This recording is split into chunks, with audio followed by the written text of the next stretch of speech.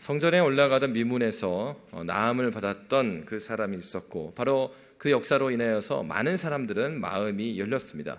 바로 그때 이 기회에 베드로와 요한은 바로 그리스도 예수를 증거했습니다. 그 나면서부터 걷지 못하는 자가 걸을 수 있었던 것은 베드로와 요한에게서 무엇이 나왔던 것이 아니고 바로 그리스도 예수의 이름의 그 능력, 바로 예수 그리스도의 그 이름의 능력 때문인 것을 그들에게 전파하였습니다. 이렇게 우리는 베드로와 요한 같은 경우에 어떻습니까? 성령 충만하여 항상 그리스도 예수의 복음을 증거하기를 힘썼습니다. 그래서 어느 때라도 하나님께서 기회 주실 것을 기대하면서 하나님께서 주신 기회를 놓치지 않고 복음을 전하는 데 열심이었습니다. 성령께서는 항상 우리를 사용하기 원하십니다. 그래서 우리가 직장에서 있든지 버스를 타든지 어디에 있든지 하나님께서는 하나님의 때에 복음을 증거할 수 있는 자들로 우리를 부르셨습니다. 하나님께서는 생각지 않은 기회에 이 복음을 우리에게 전해 주시는 거죠. 이 40년 동안이나 성전 미문에 앉아있던 사람도 마찬가지였습니다.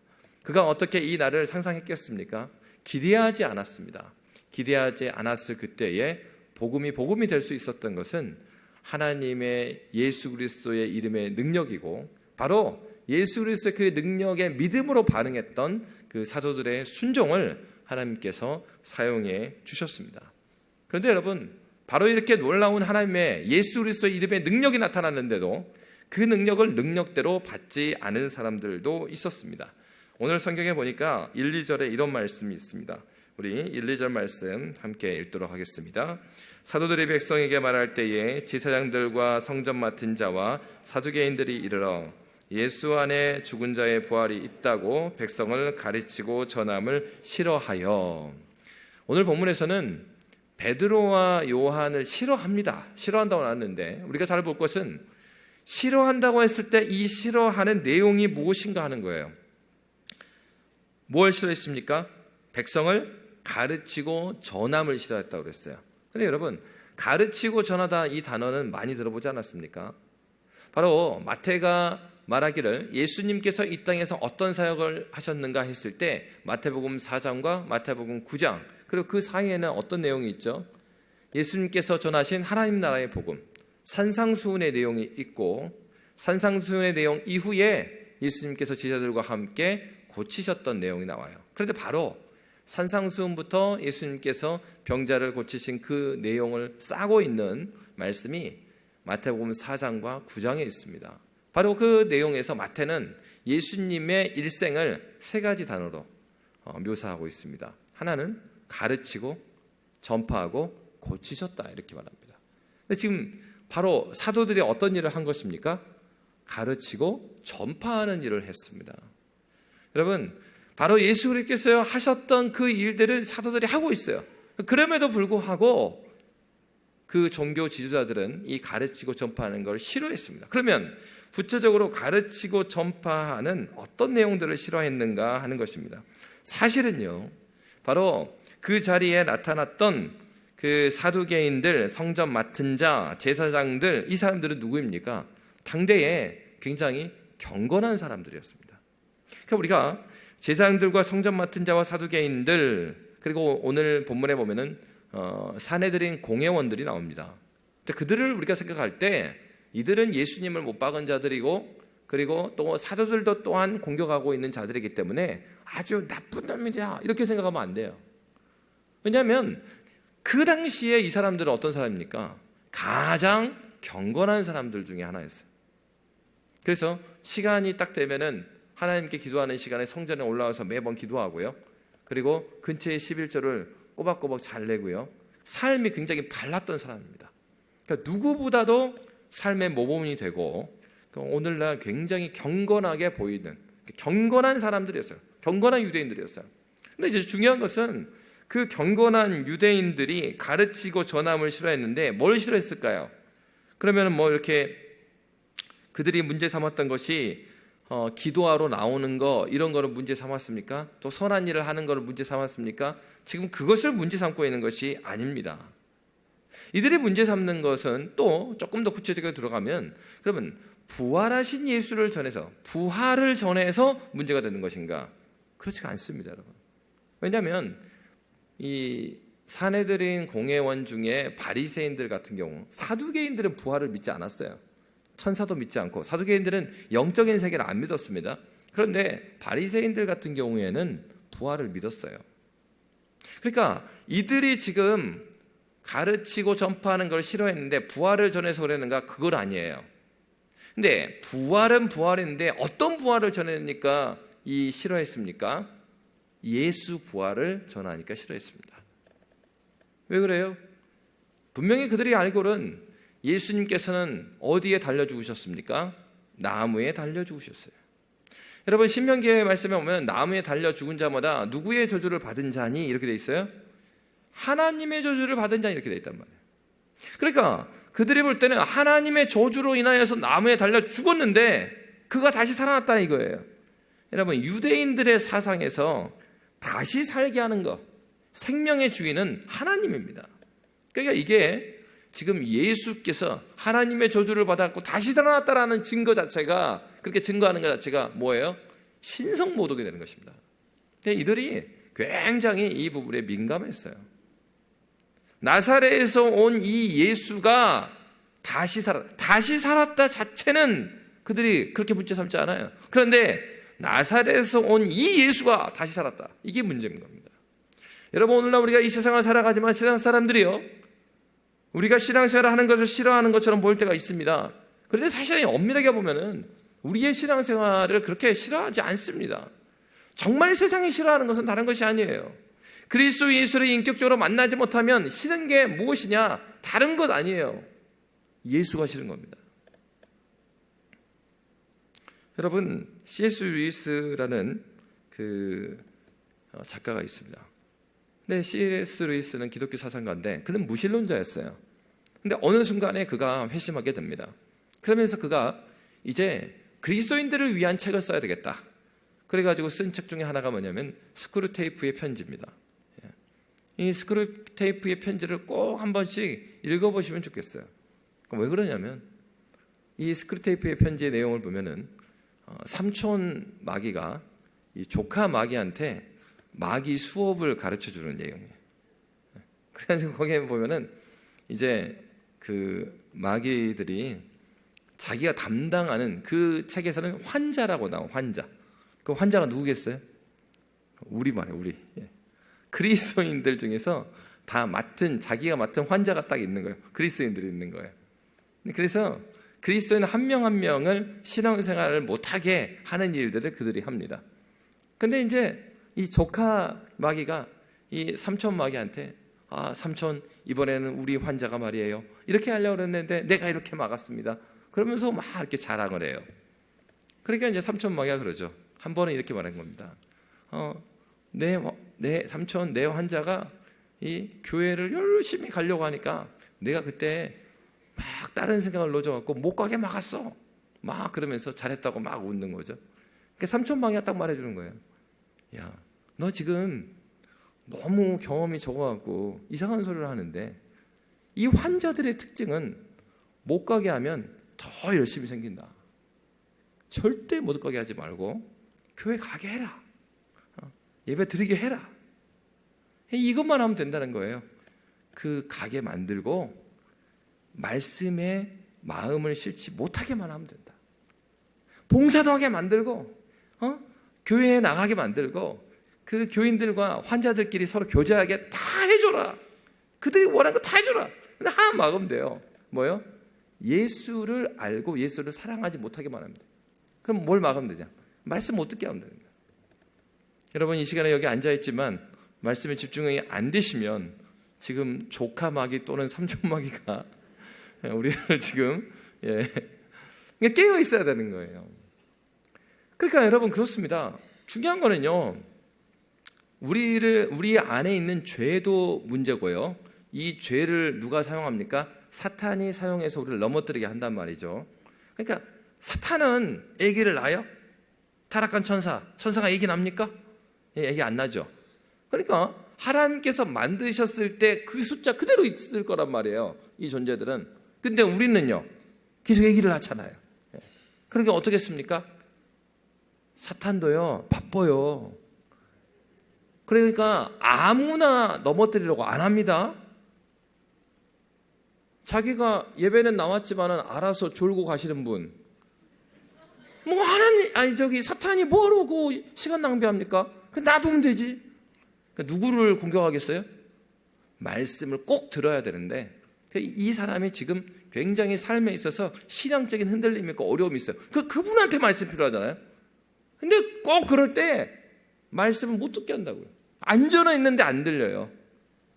여러분, 바로 우리가 신앙생활을 쉽게 생각하면 안 되는 이유가, 우리가 신앙생활을 가볍게 할 수 없는 이유는 우리를 넘어뜨리게 하는 사탄은 바보가 아니라는 거예요. 아주 철저하게 어떤 면에서는 우리보다 우리를 더 잘합니다.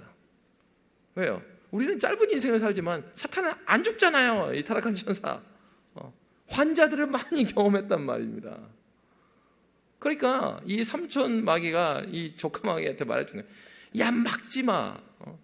환자들 자꾸 신앙생활 못하게 하면 더 열심히 생긴다. 더 예수를 보는 거야. 우리 원수를 본단 말이야. 우리의 목적은 원수를 못 보게 하는 거야. 교회 나와도 괜찮아. 열심히 선거도 괜찮아. 누구만 안 보면 돼요? 예수만 안 보면 돼요. 여러분, 굉장히 무서운 얘기입니다. 오늘 본문에 나와 있는 이 성전 맡은 자, 사두개인들, 제사장들, 그들은 유대 민족의 지도자였습니다. 어떤 지도자였습니까? 종교 지도자였죠. 누구보다도 경건한 사람들이었습니다. 그런데 중요한 것은 그들이 그렇게 경건하고 주의 말씀을, 서기관들은 어떤 사람들이에요? 구약성경 계속해서 필사를 하는 사람들입니다. 그러니까는 평생 주의 말씀을 가까이 하고 그 말씀을 암송하는 사람들이에요. 그런데 그들이 예수를 못 알아봅니다.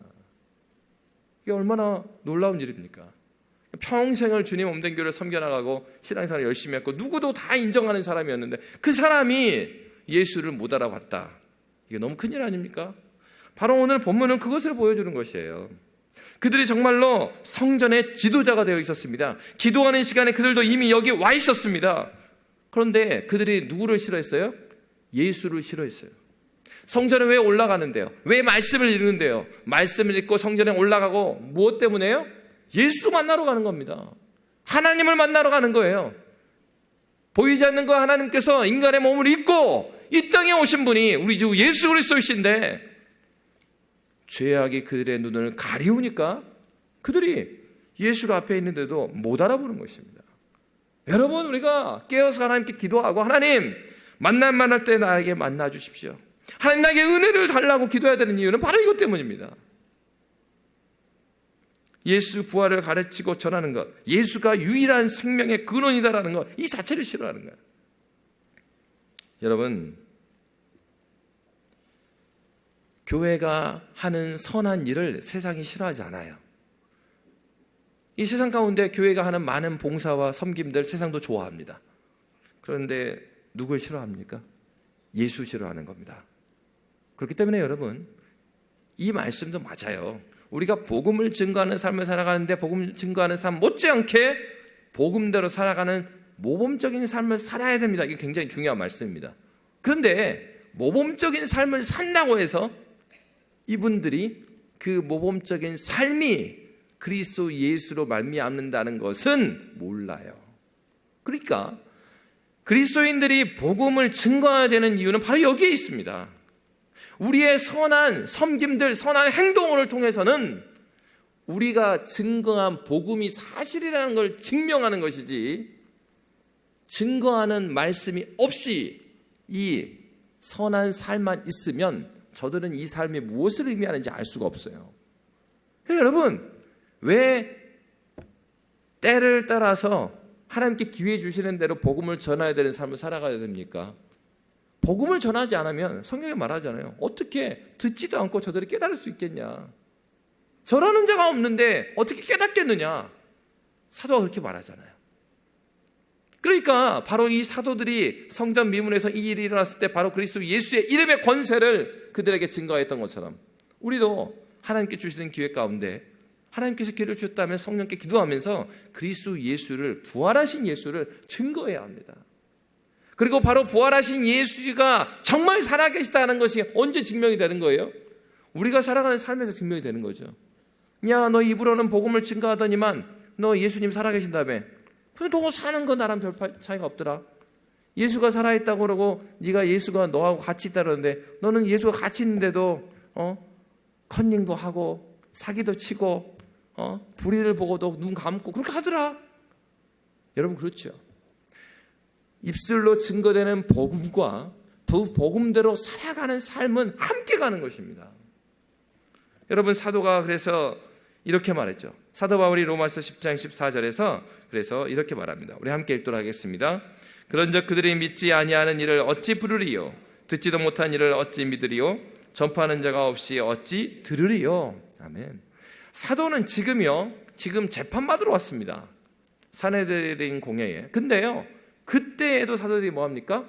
이 예수 부활을 증거하고 있는 거예요. 깨닫지 못한 자들에게 예수 부활을 증거합니다.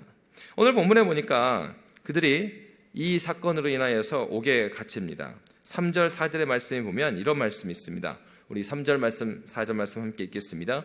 그들을 잡음의 날이 이미 저물었으므로 이튿날까지 가두었으나 말씀을 들은 사람 중에 믿는 자가 많으니 남자의 수가 약 5천이나 되었더라. 아멘. 사도행전에서도 뭐라고 말하고 있어요? 5천이나 돌아왔는데 어떤 사람들 중에서요? 말씀을 들은 사람 중에 믿는 자가 많았다고 이야기하는 것입니다. 이 얘기는 말씀을 들었다고 해서 다 믿었다는 건 아니에요. 그럼에도 불구하고 말씀을 듣는 자 중에 믿는 자가 나오는 것입니다.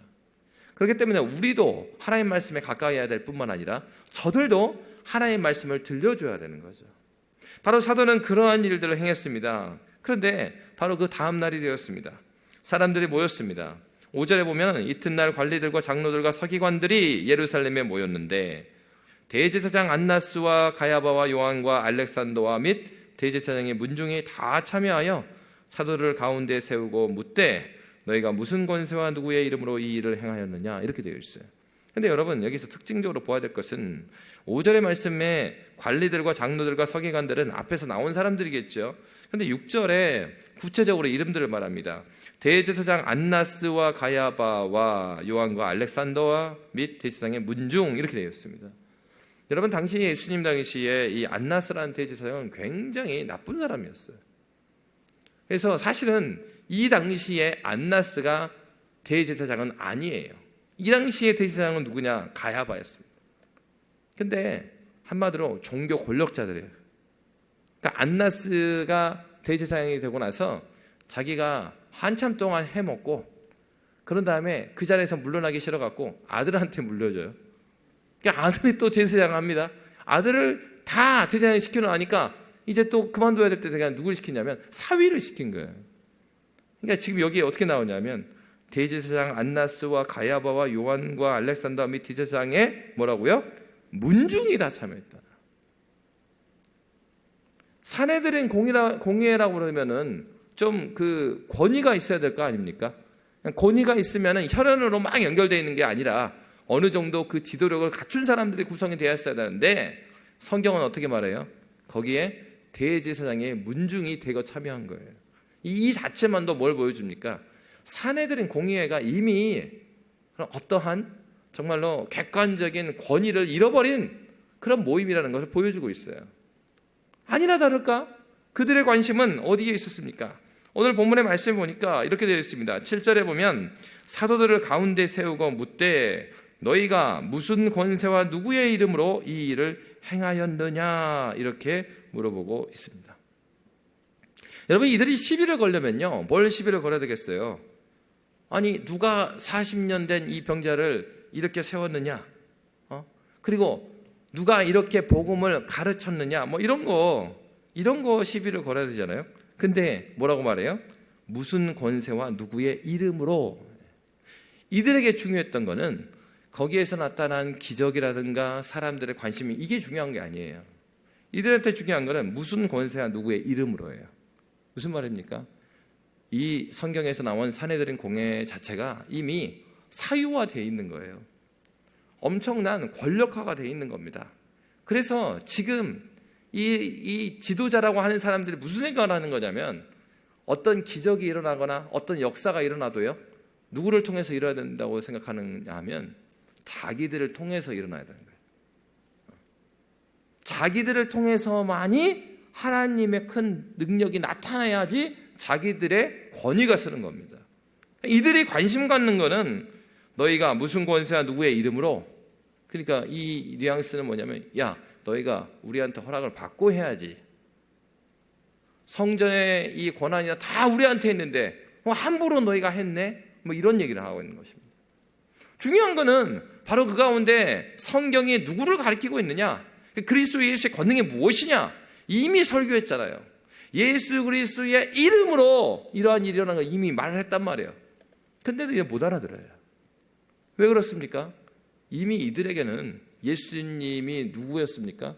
자신들의 권위를 무너뜨리는 사람이었어요. 자기의 집단의 대적자로만 보여요. 하나님께서 말씀하신 그분으로 보이지 않아요. 왜 그렇습니까? 자기의 욕망들이 있거든요. 내가 지켜야 될 것이 있거든요. 자기들이 놓치지 않아야 될 게 있어요. 자기 권력 놓치면 안 돼요. 그러니까 자기 집안이 다 해야 돼. 그러니까 이러한 욕심들이 똘똘 뭉쳐 있으니까 사도가 복음을, 성령 충만하게 복음을 전해요. 거기서 말씀을 들은 몇 명이 돌아왔다고요? 5천 명이 돌아와요. 수많은 사람들이 회개하고 돌아옴에도 불구하고 성경을 많이 알고 있다고 하는 이 지도자들은 자기의 욕심이 자기의 생각과 마음을 붙잡아 버리니까 하나도 안 들리는 거예요. 여러분, 신앙생활은 어떠한 것이 신앙생활입니까? 우리의 신앙생활이라는 것은 우리 안에 있는 욕망들을 끊임없이 죽여가는 그 과정이죠. 내가 하고자 하는 것, 내가 주인된 삶을 살라고 하면 예수님이 안 보입니다. 말씀을 수도 없이 외운다고 해서 예수 말씀에 순종하며 살아갈 수 있는 게 아니고요. 내 안에 있는 죄를 하나님의 은혜 가운데 계속해서 깨트려야 돼요. 그러려면은 나 자신을 어디에다 비춰놓고 봐야 됩니까? 변하지 않는 기준이 되는 말씀에다 비춰놓고 봐야 된다고요. 그러니까 이 변하지 않는 기준이 있어야 내가 지금 키가 이만한지가 보이는 거예요. 근데 그냥 자기들끼리 아이들이 그러는 거죠. 야, 누구는 키가 크고 누구는 키가 작고 하는데 다 유치부 아이들이 와, 키가 크고 키 작고 하는데 딱 선생님이 나타나요. 그럼 평정이 되죠. 선생님이 나타나면 애들 다 조그만해요. 고만고만한데 막 싸움을 하는 거예요. 어떻게 하는 거예요? 자기 눈에 보이기에 네가 크냐 내가 크냐에 관심이 있는 거예요. 그게 그 시선을 둘 것이 아니고 건강하게 어떻게 커야 될 것인가. 예? 그래서 씩씩하게 잘 놀고 잘 먹고 잘 자고 간단하잖아요. 근데 그렇지 않아요. 그러니까 이들이 관심이 어디 있습니까? 자기들이 가지고 있는 거 놓지 않는 겁니다. 여러분, 신앙생활은 어떤 것입니까? 내가 놓지 않는 것을 계속 놓게 만드는 과정이죠. 그래서 하나님께서 어떤 일을 일으켜 주셔요, 우리에게. 신앙이 갖게 되면서부터는요, 오히려 신앙이 갖게 되기 전에는 놀라운 일들이 막 일어납니다. 그래가지고 나를 도와주는 사람도 되게 많아요.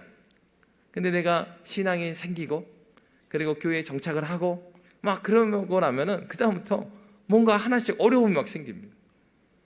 근데 여러분, 이것은 너무 낯설고 이상한 일이 아니라 하나님께서 우리를 미워해서 그렇게 하시는 게 아니라 우리라는 존재는 죄가 우리 가운데 있기 때문에 그러한 고통과 어려움이 없으면 내가 누군지를 하나님 말씀에다 갖다 놓지 않아요.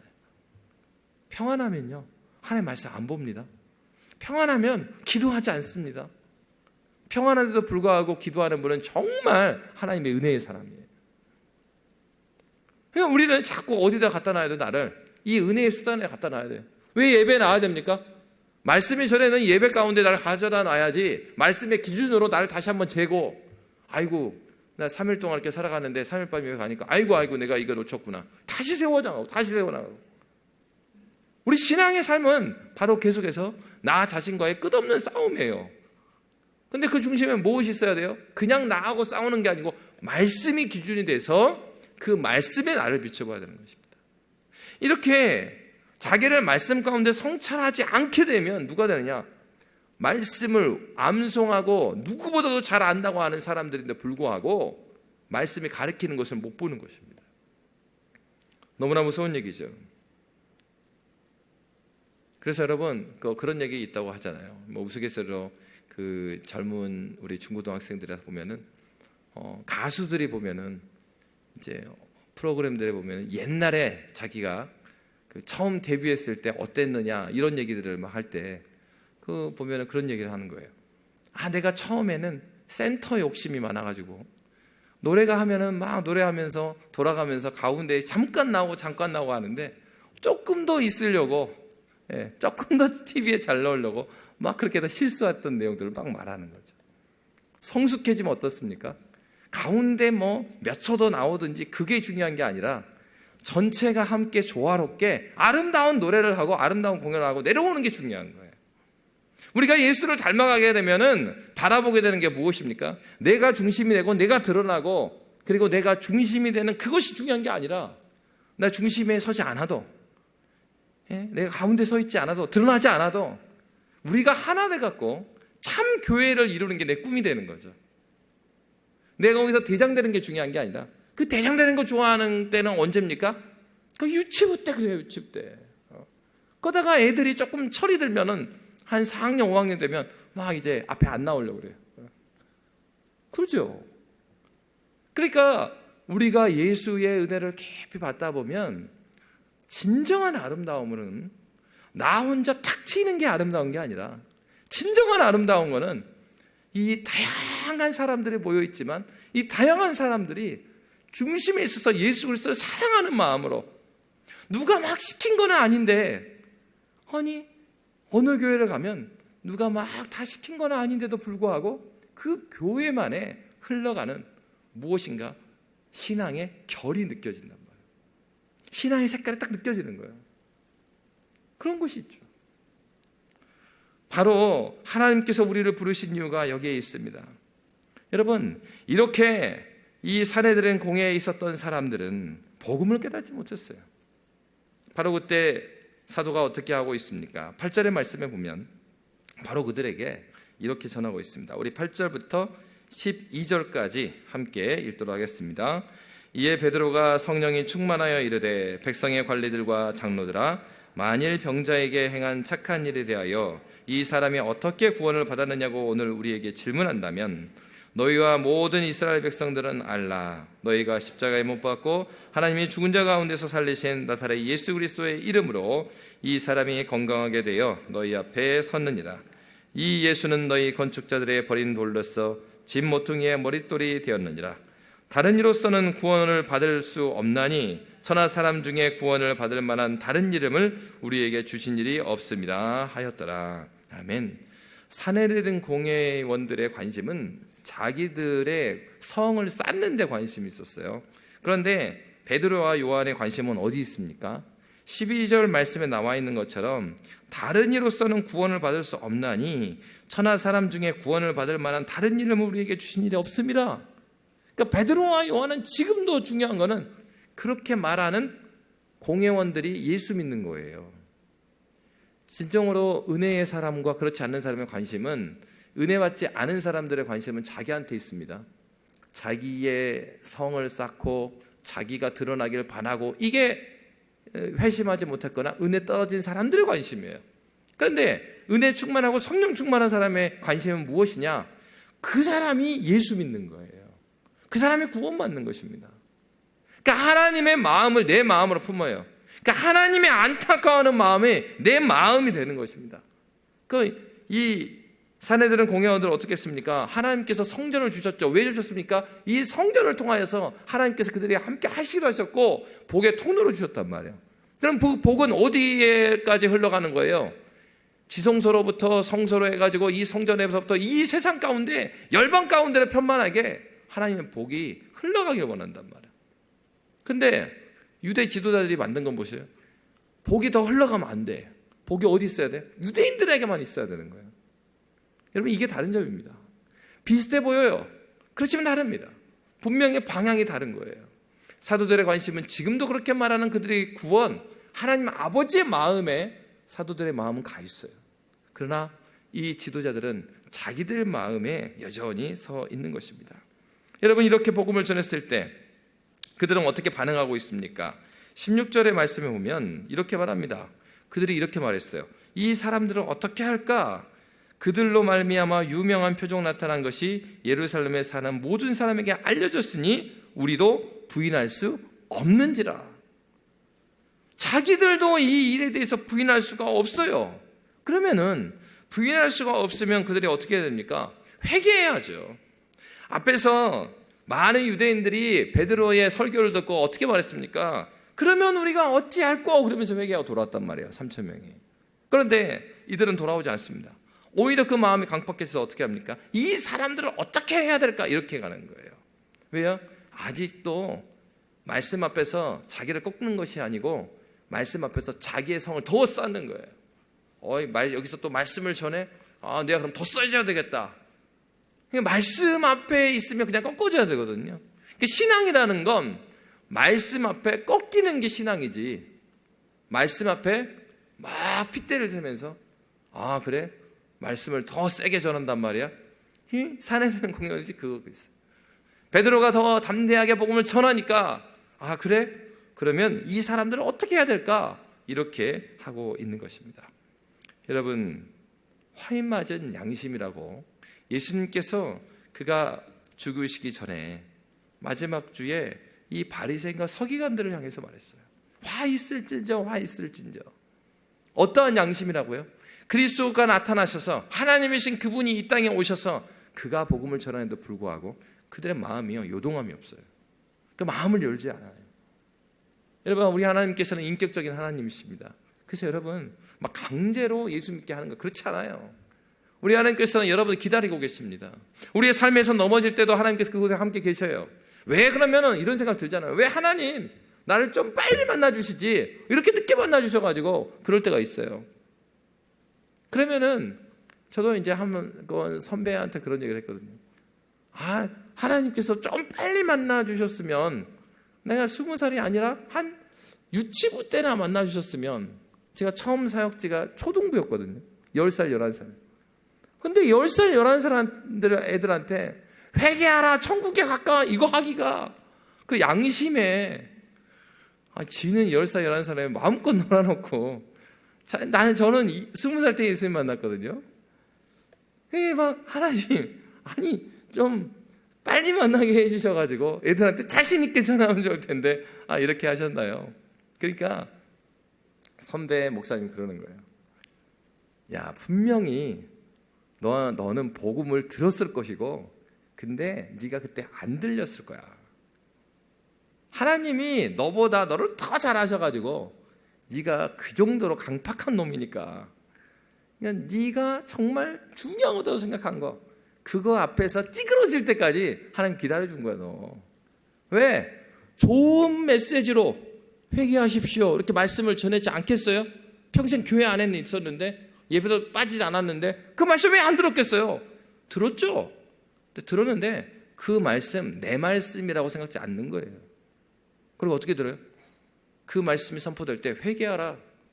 하나님 말씀 앞에 우리가 서야 된다. 이 말씀이 막 전해질 때 어떻게 생각하냐면 그렇지, 옳은 말씀 하시네. 그럼 어른 예배를 참석하다 보니까요 6개월 있으니까 뭘 깨닫게 되냐면 아멘 타임을 알겠더라고. 은혜가 뭔지는 모르겠지만 어른들이 딱 그래서 이게 예배 시간에 어른 예배를 중학교 때부터 참석하라고 참석하는데 어머니 옆에 앉아 있었단 말이에요. 졸거나 딴 데 보면 어머니가 꼬집어. 그러니까 목사님 보고 있어야 돼요. 너무 지루해. 목사님이 우리 아버지인데도 너무 지루해. 그러니까 혼자서 게임을 만드는 거예요. 그래서 무슨 게임? 아멘 타임을 맞춰볼까? 그래서 이번인가? 그렇지. 이게 이제 또 알게 되는 거예요. 은혜 받는 게 아닙니다. 남들은 사모님은 좋겠어요. 아들이 너무 신앙생활 잘하고 예배 시간에 반드시 앉아고 목사님만 쳐다보고 있다고 막 앉아있지만 말씀 듣는 게 아니에요. 여러분 어때요? 우리가 정말로 하나님 앞에 나와 있지만 진짜 여기 나와 있잖아요. 왜 나와 있어요? 예수님 만나러 나와 있단 말이에요. 그러니 오늘날 예수님은 우리가 어떻게 만나주셔요? 말씀으로 만나주신단 말이에요. 그러면 이 말씀 가운데 하나님께서 나에게 나의 어떠한 부분을 이 말씀으로 기준이 되어서 나의 어떠한 삶을 지적해 주시는가? 그리스도 예수께 집중해야 되는데 집중하지 못하는 나, 주님의 몸된 교회를 섬기고 있지만은 내 자신이 인정받기를 원하고 내가 드러나는 것이 목적인 나. 오늘 성경은 이 사내들은 공회원을 통해서 우리가 누구인지를 보여주는 것입니다. 우리가 이 일을 부인할 수 없도다 자기들이 말했어요. 그러면 회개해야죠. 그럼에도 불구하고 그들은 돌이키지가 않습니다. 여러분 얼마나 무서운 것입니까? 하나님께서는 오늘도 우리에게 말씀하시는 하나님으로 우리 가운데 계십니다. 우리 주님은 여전히 우리에게 말씀하시는 하나님이에요. 지금도 돌아오라 그리스도 예수를 바라보라고 말씀하여 주십니다. 우리가 행해야 될 것은 그 말씀 앞에 무릎 꿇는 것입니다. 부인할 수 없는 증거 앞에 그들은 회개하지 않았습니다. 그들은 17절에 보니까 어떻게 하고 있습니까? 이것이 민간에 더 퍼지지 못하게 그들을 어떻게 해요? 위협하여 이후에는 이 이름으로 아무에게도 말하지 말게 하자고 그들을 불러 경고하여 도무지 예수의 이름으로 말하지도 말고 가르치지도 말라. 여러분, 하나님은 그의 공의가 과거에만 있었던 분이 아니고 미래에만 있는 분이 아닙니다. 우리 하나님은 사랑의 하나님이시면서 공의의 하나님이십니다. 그러면 그 하나님, 공의의 하나님, 그 공의는 이 땅 가운데 어떻게 드러납니까? 심판으로 드러납니다. 그 심판이 언제 있죠? 이 역사의 종말에 있지요. 그러나 여러분, 그 심판만 생각하지 마십시오. 하나님의 심판은 저 역사의 종말에만 있는 것이 아닙니다. 공의의 하나님은 지금 돌아가셨다가 종말 때 다시 부활하시는 게 아니고 그 공의 하나님은 지금도 살아계셔요. 지금도 그 공의 하나님은 심판하고 계십니다. 어떻게 해요?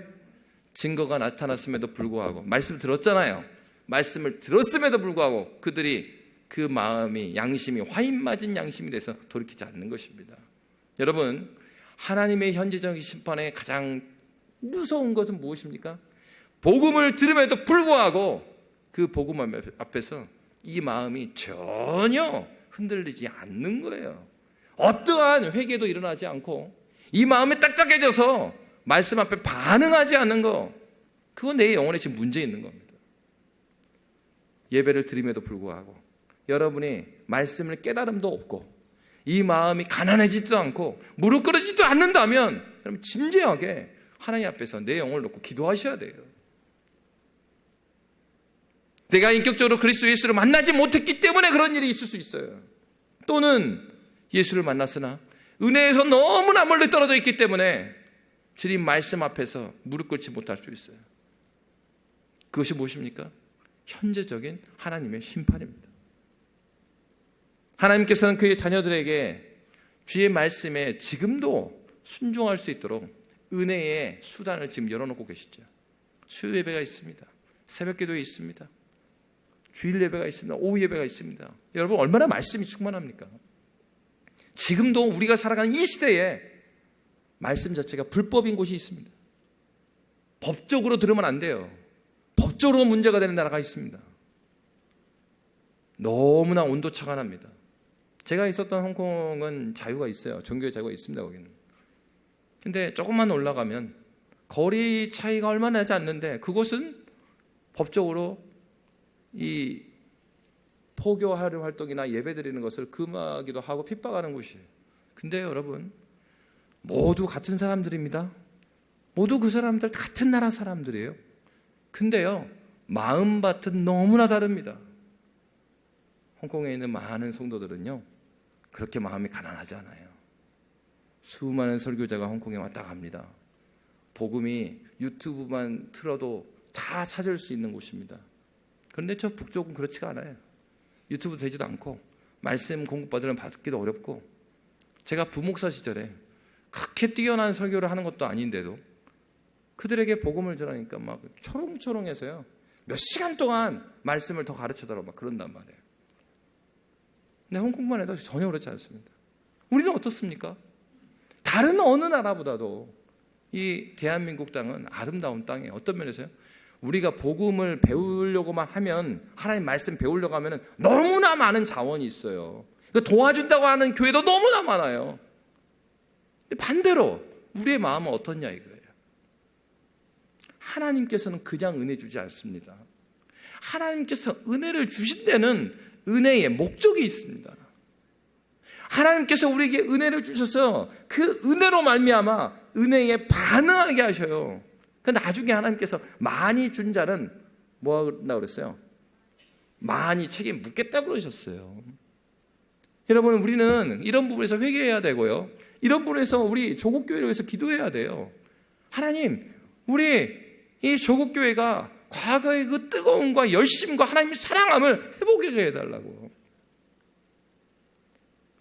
여러분, 정말 하나님께서는 지금도 살아계셔서 우리가 그러한 예배자로 주님의 말씀에 반응하는 자들로 돌아오기를 원하십니다. 여러분, 이렇게 그들이 더 강하게 말씀을 가르치지 못하게 하고 위협하고 할 때 사도들의 태도를 보십시오. 19절 20절입니다. 우리 함께 읽도록 하겠습니다. 베드로와 요한이 대답하여 이르되 하나님 앞에서 너희의 말을 듣는 것이 하나님의 말씀을 듣는 것보다 옳은가 판단하라. 우리는 보고 들은 것을 말하지 아니할 수 없다 하니. 아멘. 여러분, 사도들은 올곧은 마음을 갖고 있습니다. 예수를 만난 사람들의 마음은 올곧아요. 누구에게요? 그리스도 예수께 올곧게 걸어가는 것입니다. 사도들의 고백은 보고 들은 것을 말하지 아니할 수 없다라고 말하고 있습니다. 공회원들은 돌이키지 않았습니다. 그러나 모두가 돌아오지 않은 것이 아니었습니다. 오늘 말씀의 말미를 보면 이 말씀은 이렇게 되어 있습니다. 21절 22절 함께 읽도록 하겠습니다. 관리들이 백성들 때문에 그들을 어떻게 처벌할지 방법을 찾지 못하고 다시 위협하여 놓아주었으니 이는 모든 사람이 그 된 일을 보고 하나님께 영광을 돌립니다. 이 표적으로 병 나은 사람은 40여서나 되었더라. 아멘. 21절의 하반절에 이런 말씀이 있죠. 이는 모든 사람이 그 된 일을 보고 하나님께 영광을 돌립니다. 여러분, 어느 곳에 속하기를 원하십니까? 모든 사람, 그들은 말씀을 듣고 늦게나마 하나님께 영광을 돌려드리는 무리에 있었습니다. 여러분, 하나님께 영광 돌리는 그 사람 속에 있기를 원하십니까? 아니면 위협하고 끝까지 돌이키지 않는 곳에 거하기를 원하십니까? 당연히 우리는 전자에 속하기를 원합니다. 하나님의 사랑과 하나님의 은혜 가운데 가기를 원합니다. 그러면 여러분, 우리의 의지를 드려야 합니다. 주님께 나오십시오. 성경학교 때 은혜를 주시고 중고등부 청년부 수련회 때 은혜 주신 건 너무나 감사한 일입니다. 그렇다면 그렇게 주신 은혜를 보존해 가셔야 합니다. 그 은혜를 지켜가야 돼요. 우리의 신앙생활을 한마디로 말하면 회심과 회심의 은혜를 보존하는 것이 신앙생활이에요. 보존한다라는 것은 그냥 그대로 놔둔다는 것이 아니라 더 뜨겁게, 더 깊이, 더 넓게 어제보다는 오늘이 더 나은 신앙으로, 과거 10년 전보다는 지금에 더욱더 예수 닮은 삶으로 그렇게 살아가는 것이죠. 하나님께서는 지금도 우리를 부르고 계십니다. 여러분, 사내들의 공회원들은 보기는 보았어요. 듣기는 들었어요. 그러나 그들은 깨닫지 못하였습니다. 여러분, 어떻게 해야 되겠습니까? 보고 듣는 데 있어서 그리스도 예수의 마음으로, 예수의 눈으로 보고 예수의 마음으로 보아야 합니다. 오늘 말씀 마태복음에서는 이런 말씀합니다. 마태복음 13장 14절부터 17절 읽고 마치도록 하겠습니다. 함께 읽겠습니다. 이사야의 예언이 그들에게 이루어졌으니 이르렀을 때 너희가 듣기는 들어도 깨닫지 못할 것이요 보기는 보아도 알지 못하리라. 이 백성들의 마음이 완악하여져서 그 귀는 듣기에 둔하고 눈은 감았으니 이는 눈으로 보고 귀로 듣고 마음으로 깨달아 돌이켜 내게 고침을 받을까 두려워함이라 하였느니라. 그러나 너희 눈은 봄으로 너희 귀는 들음으로 복이 있도다. 내가 진실로 너에게 이르노니 많은 선지자와 의인이 너희가 보는 것들을 보고자 하여도 보지 못하였고 너희가 듣는 것들을 듣고자 하여도 듣지 못하였느니라. 아멘. 누가 복되다고요? 너희 눈은 봄으로, 너희 귀는 들음으로 복이 있도다. 그리스도 예수를 보기를 원합니다. 그리고 그 말씀을 듣기를 원합니다. 저와 여러분이 이러한 복된 교회 되시기를 주의 이름으로 축원합니다.